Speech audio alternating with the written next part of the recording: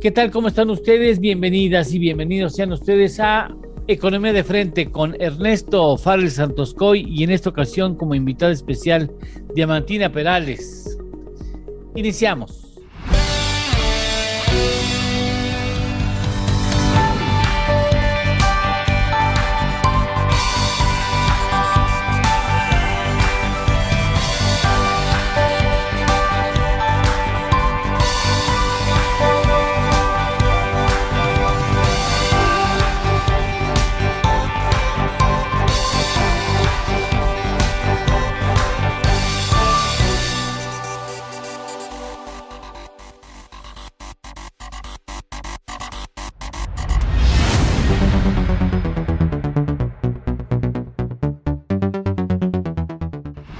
A ver, Ernesto Farrell Santoscoy, dime, ¿qué sería lo más destacado para ti en materia de economía y finanzas nacionales de la semana?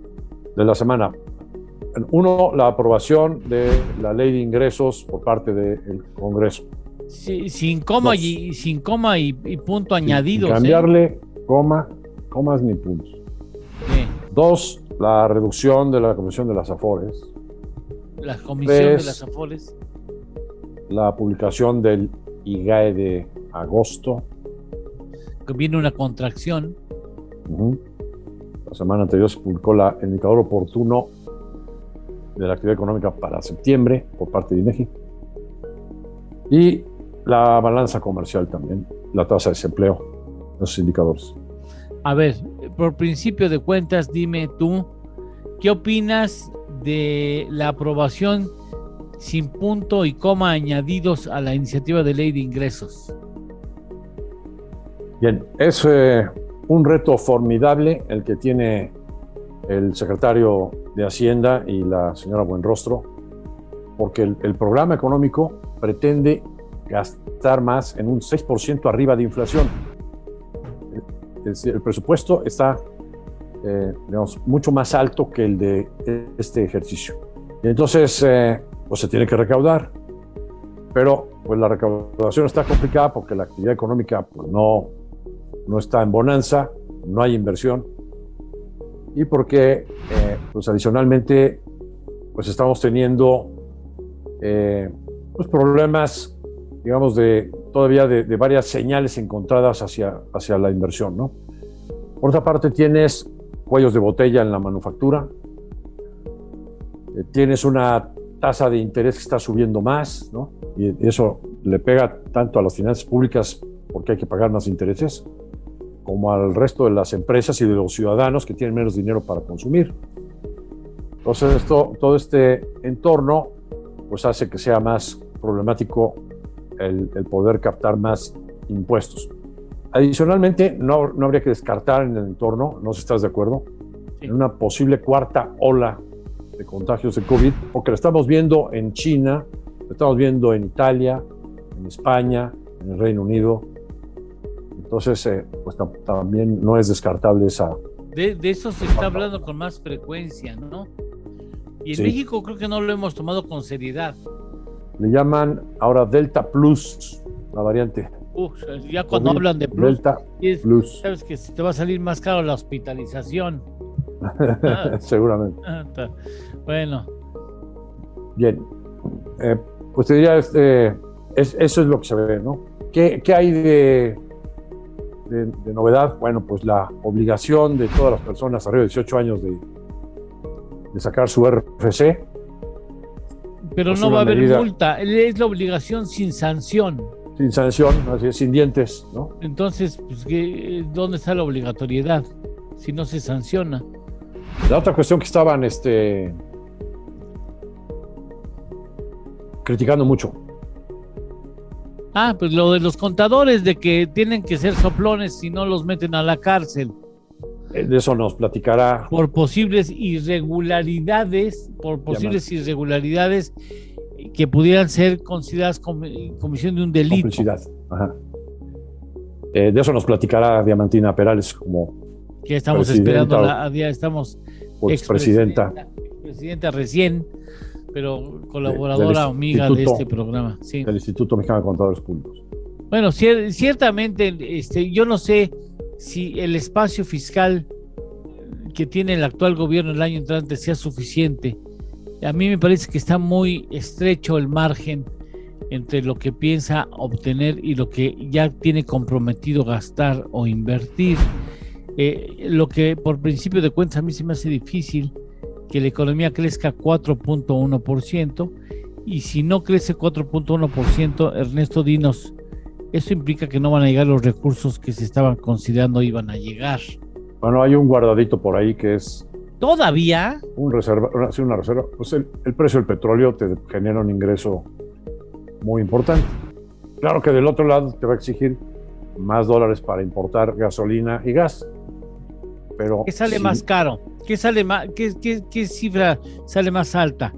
La importación. ¿El petróleo o la importación? La importación, así, desde luego. Entonces, hay un apuéstale a que no baje, a que baje, ¿no? Hay un déficit de hidrocarburos entre 2.000 a 3.000 millones de dólares cada mes. Entre lo que se exporta, la diferencia entre lo que se exporta de crudo y lo que se importa de refinados y gas. ¿Cuánto es la diferencia? Entre 2.000 a 3.000 millones de dólares cada mes. Depende de cómo se muevan los precios, ¿no? Pero sí, por ahí anda. O sea, más de 24.000, 25.000 millones de dólares de déficit en hidrocarburos tiene México, aunque usted no lo crea. El precio del petróleo, entonces, pues se está poniendo en 55 y hoy está en 75. Pues tienes $20 de margen. De margen, de colchoncito. Esa es una maña. Pones bajo el precio promedio del año. Si está ahorita en 85, iniciando diciembre, que empiezan los fríos intensos en diciembre, enero y parte de febrero, en la parte norte del continente americano, tienes 3 meses de un colchonzote maravilloso. Y sí, no está programado. Entonces puede ser lo que se te pegue tu gana con ese dinero, ¿no? Sí. No sabemos hoy a cómo está el precio de las coberturas que debe de haber estado adquiriendo este año el gobierno federal para cubrir el precio de exportación de petróleo. 55. Alrededor de 55. Y por otro lado, tampoco sabemos si ya por fin se animaron o no a hacer coberturas del precio de importación de gasolina y de gas. ¿Qué te parece si después de una pausa, ya que ya ha llegado Diamantina Perales aquí a la sala, vemos qué opinión tiene quien de alguna manera contribuyó a enriquecer, al menos con datos y posiciones porque si no le cambiaron una coma, pues yo no sé, ha de ser decepcionante que le echas ganas para enriquecer un documento que finalmente se aprueba como llegó.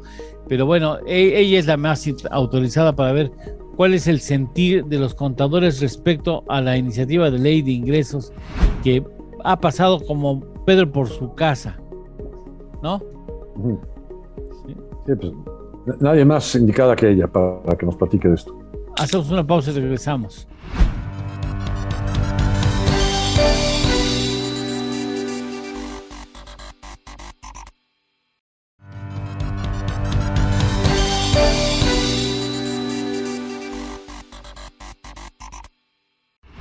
Diamantina, muchas gracias por estar con nosotros. Muchas felicidades y sobre todo muchas felicidades por esa magnífica labor al frente del instituto que encabezaste 2 años, y lo hiciste maravillosamente. Muchas felicidades. Ahora sí, a tu despacho. Claro que sí, muchas gracias, estimado Eduardo, Ernesto, bienvenida. Y amigos todos. Bienvenida, Diamantina. Sí, gracias. ¿Cómo viste la iniciativa que se convirtió en ley como Pedro por su casa? Bueno, como bien mencionabas, se compone, y ya estuvieron platicando, de la parte de ingresos, ley de ingresos, egresos y el paquete fiscal. Nosotros le dimos un puntual seguimiento, obviamente, al tema del paquete fiscal. Lo poco que se modificó en el paquete fiscal tuvo que ver en la Cámara de Diputados con la parte del contador público que dictamina, que fue donde nos enfocamos mucho por su problemática, por su alcance, por su responsabilidad. Para nosotros, para los contadores públicos, pero sobre todo auditores o los registrados o inscritos, que se le llama ahora en el SAT. CPRs eran antes, y éramos antes, y ahora es CPI, contadores públicos inscritos, que son los que dictaminamos estados financieros. Había 2 cambios ahí fundamentales, muy fuertes. Uno de ellos que contemplaba la iniciativa de ley era que estamos o estaríamos obligados, y en caso de no hacerlo, con sanciones importantes, y una de ellas es la sanción penal. Incluso la cárcel.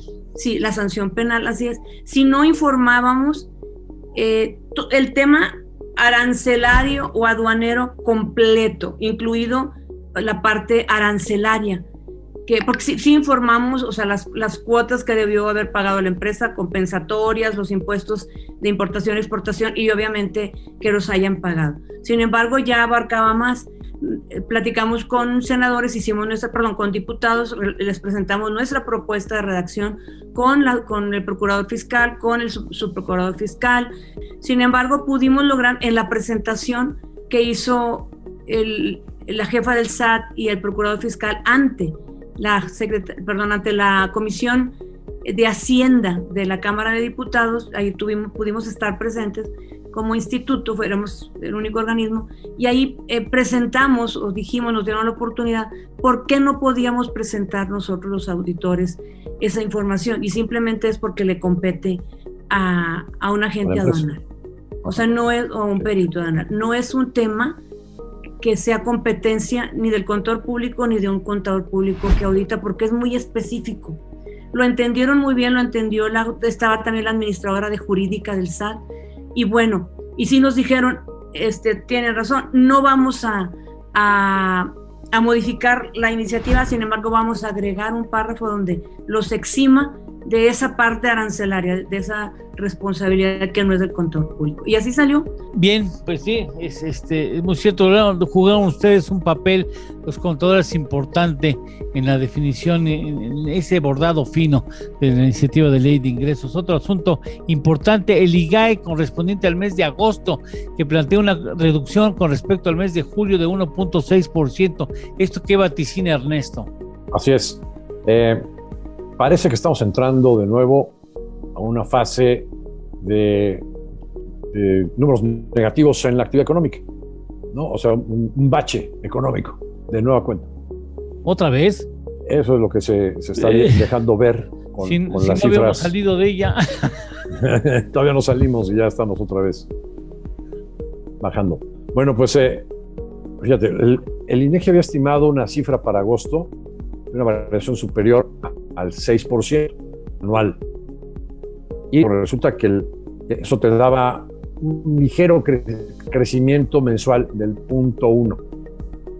Pero resulta ya que con el dato oficial, en lugar de 6%, se está creciendo al 3.8%.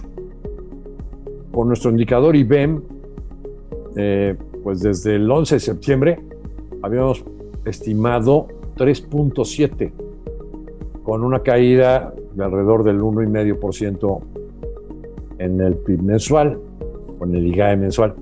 Y es más o menos lo que está dando, ¿no? Ahora, para septiembre, ¿qué es lo que estamos viendo?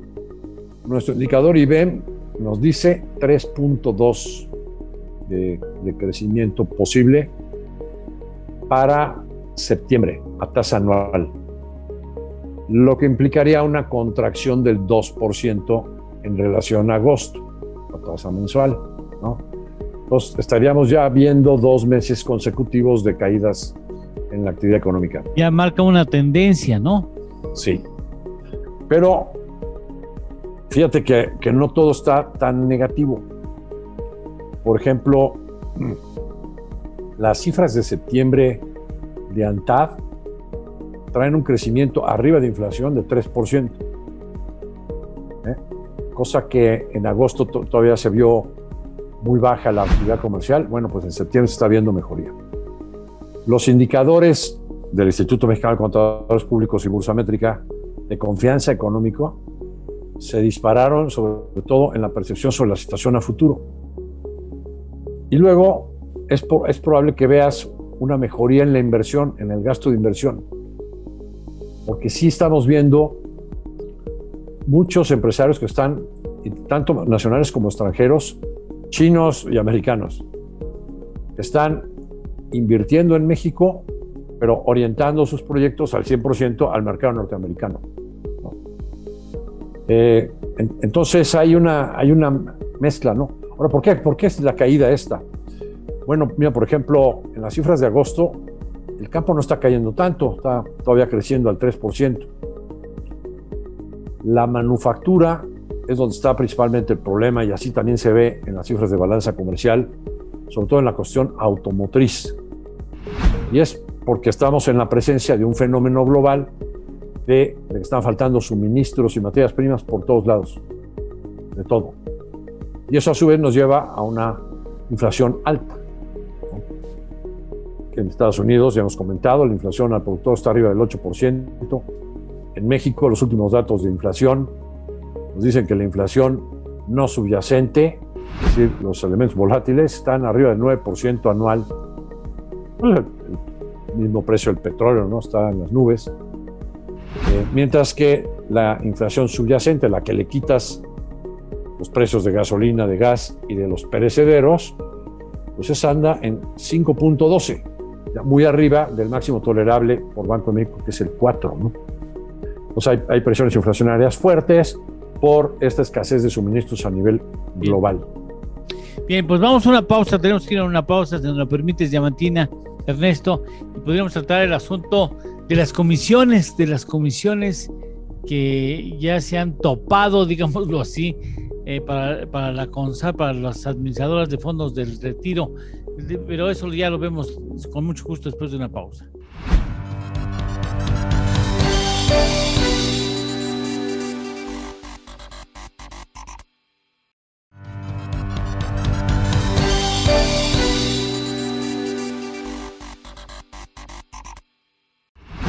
Bueno, no quisiera, si me lo permiten, tratar rápidamente el tema de las AFORES, las comisiones de las AFORES que han determinado que sea de cuánto es, 0.57 o 0.54. 0.57%. 0.50. Yo digo, a ver, ¿eso es mucho o poco? Perdón por la ignorancia.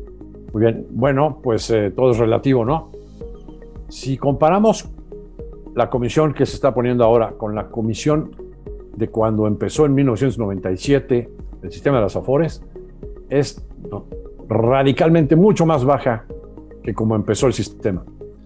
Vamos a recordar, cuando empezó en el 97, de cada 100 pesos que el patrón ponía en la cuenta individual del trabajador, la AFORE tomaba 30 pesos. 30%. El 30% del flujo. Entonces, en el tiempo fue cambiando esto, fue reduciéndose, y luego se cambió que más recientemente a que en lugar de la comisión sea por flujo, es decir, por cada aportación, sea por el saldo. Y pues hace poquito andábamos en 2,5%, todavía muy alto. El estándar mundial de la asesoría de inversiones para el que maneja dinero, ¿no? Si tú tienes algunos ahorros y vas a alguna institución internacional, por ejemplo en Suiza o en algún lado, y te van a manejar tu dinero, lo que te cobran por la asesoría de inversiones es, en promedio, estándar, 0.5% anual. 0.5. 0.5% anual sobre el saldo. Aquí en México, yo he visto, porque pertenezco a comités de inversiones de fondos de pensiones grandes, que hay comisiones del 0.15, 0.12, ¿no? Mucho más baja, pero porque el volumen es mayor, ¿no? Pero 0.5 es una media. Entonces, que el algoritmo que se puso en la regulación para tomar el promedio de Estados Unidos, Colombia, Chile, Perú, y eso dio 0.57, pues quiere decir que nos estamos acercando a un estándar internacional, aunque pues le va a pegar de manera muy distinta a las AFORES. ¿A quiénes les afecta? ¿A los administradores o les afecta a los trabajadores? Déjame que te haga esta pregunta, aunque parece muy obvia la respuesta, porque no faltará quien diga, ¿y eso a mí qué? ¿Yo qué? ¿A mí qué? ¿No? Sí, en la medida que las comisiones son más bajas, quiere decir que debe haber más rendimiento para el trabajador, más recursos para el trabajador. Y además se multiplica porque estabas hablando de periodos de muy largo plazo, ¿no? De muchos años. Bien, ¿a quién le perjudica? A todas las AFORES. Le están bajando, andaban ahorita en promedio en 0.80, pues ya les bajaron a 0.57, si es una baja de más de 30% de sus ingresos.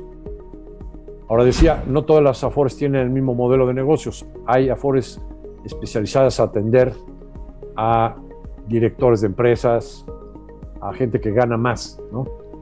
Y hay otros que tienen mucho más cuentas, pero que están enfocadas a atender a cuentas de trabajadores que reciben menos ingresos, ¿no? Más humildes. Dentro de estas destacaría dos, ¿no? La Afore Coppel y la Afore Azteca. Estas son las que están enfocadas a atender a la población económicamente más vulnerable, ¿no? Bueno, pues estas Afores son las que más van a sufrir con esta caída de ingresos, porque ellos tienen más trabajo administrativo que las otras que tienen menos cuentas, aunque tengan más dinero. Bien.